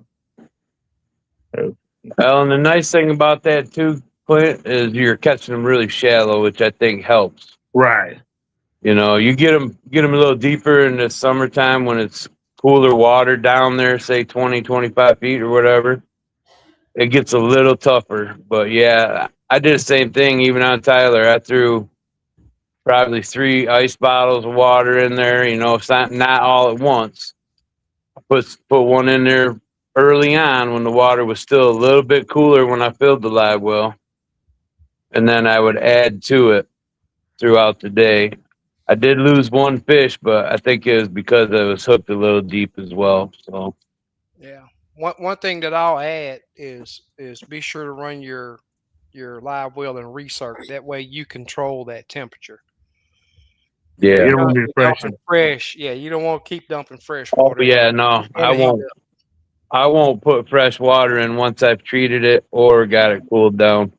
Yep. And and so the recirculate on my skeeter is just it recirculates within. You got Hmm. 2 switches, so you can fill it, and that's how you're gonna recirculate with lake water. But then you got just the recirc in the live well, which Within the is system. I'll run that. Yeah. And water bottles are definitely a lot better than dumping ice in there. Because Hundred percent. you dump the ice in there, you put in chlorine and all of the stuff that the water gets treated with. Yeah, and That's I not know that natural for 'em. I know they say G juice takes care of that, but I'm not that guy. You know what? I will use G juice and water bottles. I've never owned G. I've never bought G juice. It It clocks has pretty good. it does help if you get a fish hook. So I hooked one real deep on Tyler as well that I was worried I was gonna lose. So I cut the jig off and left it in its throat until I got to the weigh-in line. And once it was checked, Mm-hmm. it was still alive. And just another thing to think about as well. You don't want to be ripping out jigs and causing more trauma to those fish. They're already getting a lot of trauma with the heat and temperature change and being handled. And another thing, don't handle them. Get them in there, put belly weights on them if they're sitting sideways. Do that, but you don't want to handle them that much. They're wintertime. You can do whatever you want. That cold water, they good. Mm-hmm. But boy, that What, heat puts a what lot out of them. did you buy those belly weights or did you make them? I made some. What weight are you putting at the bottom of them? They're I gotta believe they're almost like a 1 ounce. Oh wow, that They're heavy? they're heavy, but you got to get good clips for those. Yeah, Those fish don't need to move; they just need to be upright and breathing. yeah. JJ, how many split shots can they swallow before they start having a problem? I made split shots. I'm kidding. I'm kidding. You mean how many minnows can they swallow? Yeah, yeah. How many minutes can they Oh, swallow? you know me. I'm gonna leave the minnows. I put them. That's what I take my fish up to the weigh-in line in is my Yeah, minnow bucket, and I put them right in that water with them minnows. More if they yeah. want to eat a couple on the way up there, more There power you go. to There That's you right. go. That's smart. So KK Great Vids says, "What's the point of a shiner if the metal spinner already acts like?" I hadn't used a bladed bait, and I used to use road runners a lot, way back, but I hadn't used a bladed bait, and it's been forever. I own some, but I don't know if I've thrown one like in Conroe. I mean, I'd do it in Conroe, Yeah, but I've never even did it in color. I can't tell you that it would entice them. Have I you don't tried it? know. I guess I need to at least do it. My problem is I throw a road runner out there with a white tail on it in Conroe. I'm gonna come up with a Degum hybrid. Oh, really? Yeah, Oh, I mean, yeah. I'm there's so willing to many bet of them out too. Yeah, there. You yeah, know, that's exactly what they love that. That's what you throw out there for that. yeah. Hybrids and white bass. Yeah, they love that Hmm. flash. I can say I've tried it. That last trip out there, I got whooped. I mean, I was desperate. I have tried it. Didn't affect them none. Little fish under the dock would hit it though. But Yeah. Well, one thing about using minnows or shiners, like you're saying, is it's a scent. There's a scent associated with it as well. oh yeah, I'm finna use a shiner. Yeah, if I Yeah. get a chance. Yeah, if I need to. I'm pretty fortunate up there that last weekend, man. They bit just as good. The problem was getting in front of the right fish. If you can get in front of them, they were choking it. Super cool. Yeah, I'm ready to go fishing. We didn't talk about it too much. I don't care what the weather do tomorrow. I'm going fishing. It may not be with climb. I'm good with that too. But Well, just watch that heat, SK. Sounds like you man, needed Man, a breather today. yeah, if I'm on the lake, I ain't scared to jump in that joker. yeah, Cool it's off. brutal right now. Right. The humidity is terrible, man. I Yeah, mean, it's horrible. I wasn't here for the start of it, Clint. Where was that tournament? Was that a Carolina Creek tournament that you were talking Yeah. about up there off in that area? Hmm. Yeah, he's a It's big actually, he's a big champion, Joey. Okay, okay. It must have First been a place, 9-inch tournament. first what's place, that? and big fish. Must have been a 9-inch tournament. Easy, easy. Come get you some up there at Limestone. Come He- get you some. I'll be there. I'll Big hey, be in fish. Somerville next weekend. Come on. He got Hey, him a 9.5, I guess. Got him big fish. yeah, I Hmm. remember. I remember the question that I had from way earlier when you were saying that those guys were trailering. Were they just trailing to different areas of the river or To the lake. They were lake? trailing to the lake. Livingston? Yes, sir. Really? And a matter of fact, the big fish we caught him at 140, 138, 140. I was gonna fish at 145, and it was 138 at 140 when I caught the big fish. I'll be dang. Yep. I wonder why they won't allow guides to I don't know. I think this is the first one they ever put on, and I don't know what they're going to do next year. Yeah. I think they're going to try to do a different style next year. I think they said something about maybe doing like a start in January and run it till October or whatever, and whoever brings the biggest fish into that marina, you got to launch there, but you bring it in. I don't know what they're going to do. I don't know.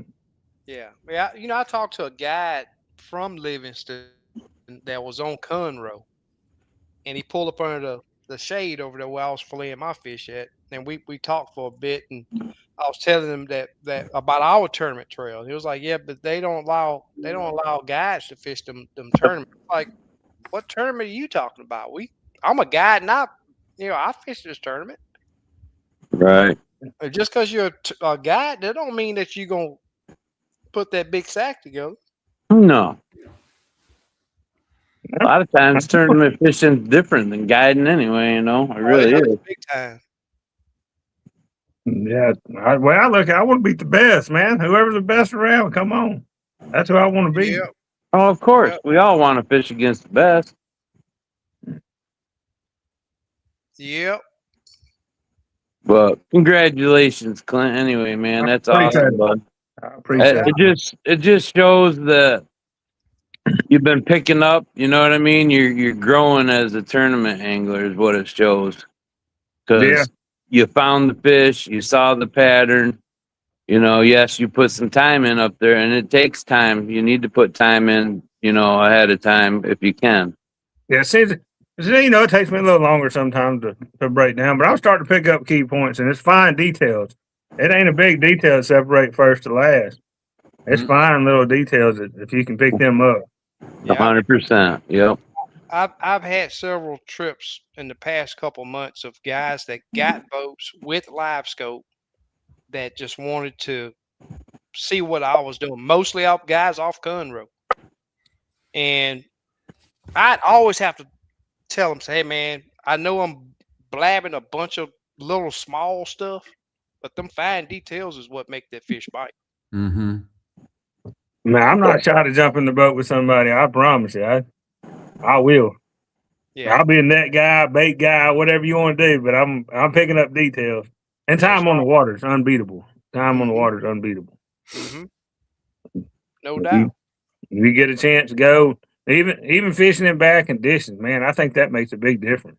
Fishing in bad conditions, man, you got to go whenever, Yep. and it works out for me because I work during the week. So the weekend, I'm going. No, it don't matter as long as it ain't lightning, I'm going. So Yeah. Mm-hmm. I had to fish in a lot of bad situations. I feel like it helps my boat control a bunch. Hmm. Helps me figure out like when them fish start getting pressure, what they finna do. They finna get harder.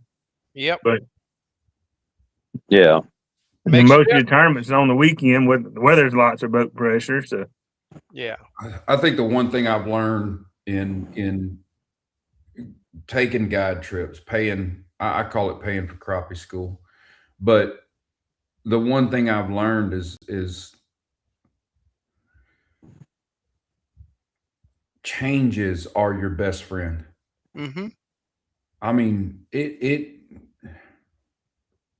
I guess it's noble to stick it out and but it's not productive. And if it's one thing I learned from the very beginning is it's man, take no for an answer.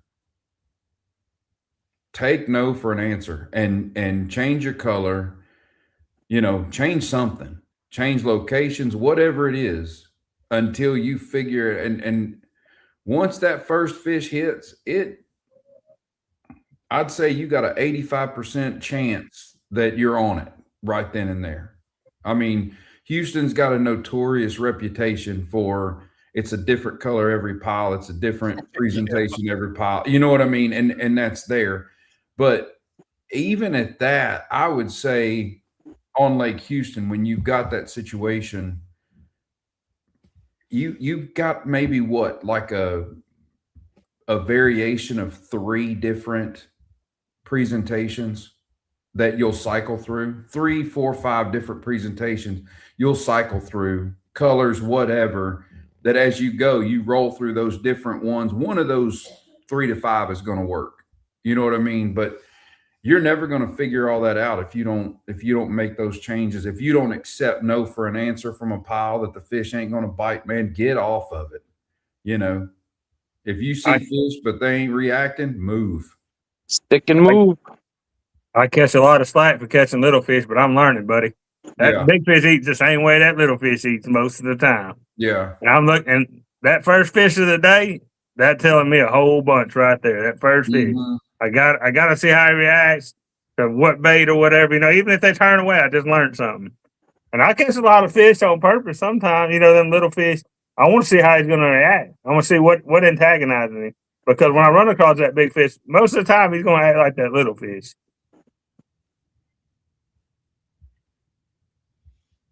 Yep, I'll tell you this too. Now, I've seen times where that little guy will hit a certain color, certain size, and that big one won't touch it. Yep. So Okay. the Go look thing at it. is, the way I look at it is, I'm constantly questioning what I'm doing Oh yeah. because there is absolutely nothing written in stone to consistently catch crappie. Nope. Uh, I can remember one trip where that Joey took with me, and I hadn't used this technique in a while, but it was raise fast and stop it, and that fish would come up there and nail it. Raise it about a good foot away from that fish, Hmm. and then just stop it, and he would come and nail it. I don't see that very often, but that day that's what they wanted. Yeah. And usually I'm do not stop raising that jig away from that fish. But sometimes you just got to break that cycle. Sometimes they don't want you to move it at all. You just get their attention Yep. and leave it there, just dead It's still. really about what the fish are telling you and what the details that you're paying attention to when you're dropping to them. Yep, that's what Yeah. that's what I was just going to say is watching the reaction of that fish to that jig makes a big difference. Oh, absolutely. You may have a jig on that you're getting a decent bite with, but you may have something that there's a little tweak there that instead of going 2 hours, or let's say you're out there for 4 hours to get a limit, you might get a limit in 2 hours with just a little tiny tweak, a little detail, change that makes it. Hmm. I think that's something I learned on that, you know, chasing these tournaments around or whatever, fishing different lake, different situations. Really make pay attention because some of them clear lakes, man, they'll notice that jig 3 foot away, 4 foot away, Hmm. Hmm. or the splash in the water. If you're trying to pitch it to them, that splash, they'll say that splash, boom, dug down in there deeper. You know, Oh yeah, it really makes you start paying attention because once he sees it, like it's game on. Then you don't want to. I'm not going to drop it much farther once he sees it. I'm going to start taking it away from him. Yeah, But that's one of my big things that I push my clients on trips to is to ease that jig in the water, especially on Lake Houston with the shallows these fish have been running. You plop that jig, you can see that fish just Hmm. yep, gone. He's oh gone. yeah. Another thing with clients is, man, they get so anxious to. I've had them where they want to just cast as soon as they see the fish. You know what I mean? They want to get it, quickly like that.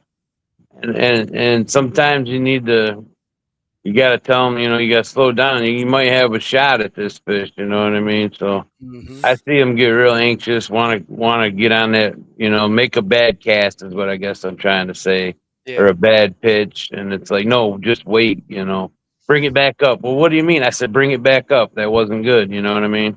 yeah. I tell you what, like just taking buddies or whatever, when they get anxious like that, what I'll tell them to do is, as I'm coming to that fish, hey, well, just put your bait barely in the water and make it line up, make it shine just as good as that fish. And give them something else to think about and something to work on, trying to get that bait barely in the water and shining as bright as that fish. You know, getting them lined up to it. Give them something to think about, you know, versus wanting to just focus on that fish. Now they're looking at their bait, trying to get it all lined up. It keeps them occupied a little bit. Well, let me get a little closer to them, get in that zone, you know. Yeah. The craziest thing to me is you can see a fish 20 feet away, 18 feet, 15 feet away. And your target, with 12-footer, I think my target range is like 7 foot. And I'll have clients that they got it lined up, and I'm taking the boat forward to close that distance, and they're not moving their rod to make that jig get closer. And it's so many of them that jig will get about a foot from that fish. Now move the rod to the right. I thought I was going to get it closer to him. What happened to that 15 when we were from 15 to 9? You didn't Yeah. move your rod right then. that right and left, man, it'll get you It's for a killer, sure. man. And I always use them numbers up top because I tell them that's distance away. That's distance away. I'm moving the boat closer. The jig is at 13. Jig is at 10. Jig is at 9. I mean, I try to constantly, verbalize what we got going on, and sure enough, it'll get right there and there. You move it right. Yeah.